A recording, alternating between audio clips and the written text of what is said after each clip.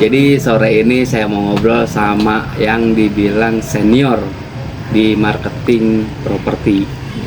Kita lihat orangnya seperti apa, sosoknya seperti apa. Inilah dia, Bapak Edoy. Ya, Pak Edoy ya. Hai. Ini Pak Edoy.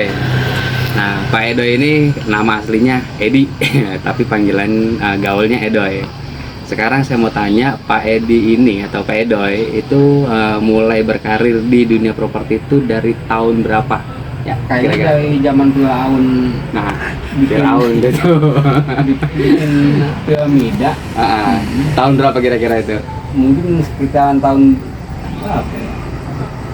Ada sebelum Masehi lah gitu ya. Iya, sebelum Masehi, kemungkinan tepatnya di 2018 atau 2012 kan? 2012, 2018. Panjang tuh 2012 ke 2018. Panjang. 6 tahunan. 6 tahun. Nah, berarti pastinya 2012 sudah mulai start. Iya, cuman mainnya di kampung saya. Jadi dulu zamannya maklar lah itu ya. Iya, kayak gitu Maklar lah, maklar tanah gitu kan. Bisa dibilang calo sih. Calo, iya, calo. Nah, konsep jualannya dulu kayak gimana Pak Edi? Kalau saya awalnya? sih waktu itu emang nggak punya apa-apa kayak gitu ya, cuma modal spidol atau minta ketikin tukang fotokopi, pasang itu aja apa tuh semacam stiker dipasang di tiang listrik kayak gitu. Stiker maksudnya kertas Kayak biasa. kertas HPS dikasih tulisan tanah atau rumah ini dijual kayak gitu. Ngeprint nomor handphone. Iya, waktu Terus zaman- nempelnya di tiang listrik di Iya. tempat-tempat umum gitu ya. Pokoknya di zaman masih Asia. Terus? Yang jabatan tangan itu dah. Iya, Hidayah. Iya, Hidayah berarti. Oke, terus setelah itu Terus ada temen gitu yang ngebilangin saya main di komputer, main di zaman itu di toko bagus. nanti dulu itu pakai stiker yang tadi kertas tempel itu ada hasil nggak? Banyak sih. Jualan. Berarti orang banyak yang hubungin dari nomor yang Banyak, ditempel stiker tadi itu. Sampai apa tuh Pak Lurah atau Pak RW tempat aja kalau ada yang jual pasti nitip ke saya. Oh, berarti referensinya udah banyak dari kelas lurah, camat, RW. Enggak, kalau camat mah enggak. Oh, camat nggak? Lurah. Iya. Oke, lurah, ada lurah ya kan. Nah, terus Karena perkembangan zaman, saya dibilang teman juga pakai internet, saya beli komputer. dari modal yang tadi closing pertama. Iya. Oke, terus Saya waktu itu beli komputer cuma 600.000 kok. komputer, satu set komputer Iya, tuh. Itu buat modal kerja tuh awal. Iya. Saya main iklan di toko bagus ya waktu itu.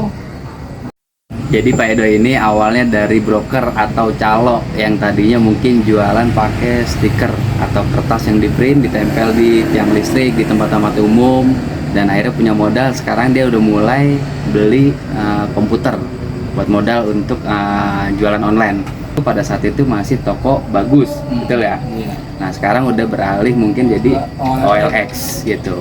Nah, mulai dari toko bagus itu lanjut pemasaran berarti udah online. Online sih. Udah online. Saya udah mulain bikin yang namanya pacebok.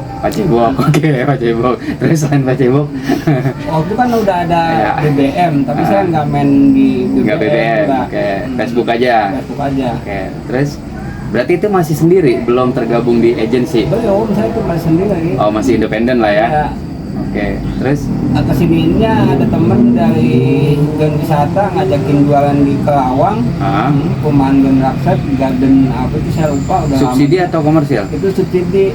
Oh, rumah subsidi, oke. Terus dipanggil lagi ke daerah Cikarang, perumahan dia itu Cikarang, karena saya usia semakin tua. Udah lah, masih lah, masih. Saya pindah ke saya itu yang lebih dekat, gitu. Berarti fokus daerah saya tuh sekarang. Sekarang di Setu. Oke. Ini penjualan properti yang dari Pak Edi 2012 sampai sekarang 2024, ya kan? Itu dari awalnya tadi calo, broker, terus jadi main properti di online, sekarang tergabung di agensi properti. Kira-kira hasil yang sudah didapat sampai di mana Yang sekarang? jelas mah saya bisa ngegedein anak kayak gitu. Itu udah Biayain pasti, anak. ya. Oke, Itu terus udah jelas kayak gitu. anak berapa sekarang?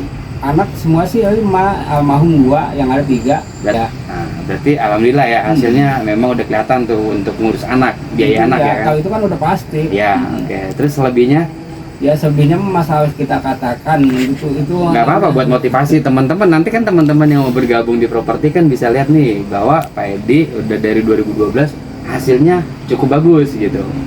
ada mobil orang kayak gitu. Oke.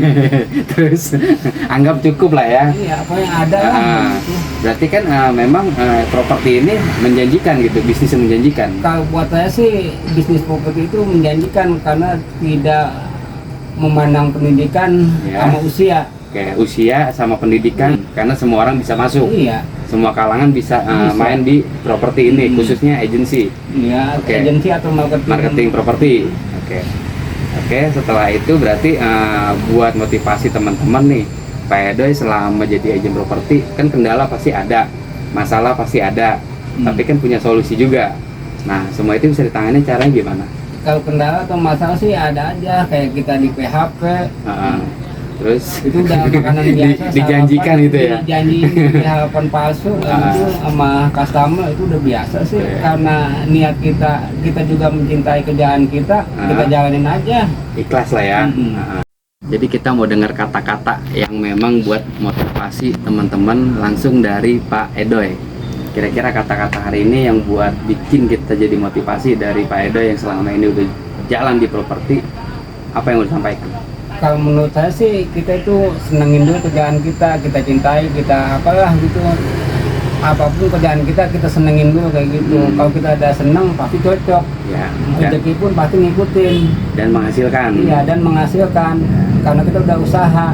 Dan tidak memandang latar belakang pendidikan atau usia. Mungkin pendidikan sebagai penunjang. Jadi yang penting semangat dan ada kemauan. Yang penting kita semangat, ada niat buat usaha. Oke, sip. Oke, jadi kita bisa hari ini dapat pelajaran dari Pak Edoy atau Pak Edi yang memang notabene awalnya dari calo atau broker atau maklar pada saat itu di tahun 2012, dan memang diawali mulainya dari iklan-iklan tempel ya, kertas yang di print ditempel di tiang listrik di tempat umum. Tapi sampai hari ini di 2024 Pak Edoy ini masih eksis di dunia properti, karena memang bisnis properti itu kalau menurut Pak Edoy itu menjanjikan, dan hasilnya dia bisa menghidupi untuk 5 orang anaknya, dan mungkin hari ini hartanya yang nggak bisa disebutkan itu bisa buat berjalannya kelangsungan hidup Pak Edoy sendiri. Mungkin itu aja yang kita bahas hari ini. Mudah-mudahan bisa jadi motivasi teman-teman untuk bergabung di dunia properti, khususnya di dunia marketing atau agensi. Terima kasih.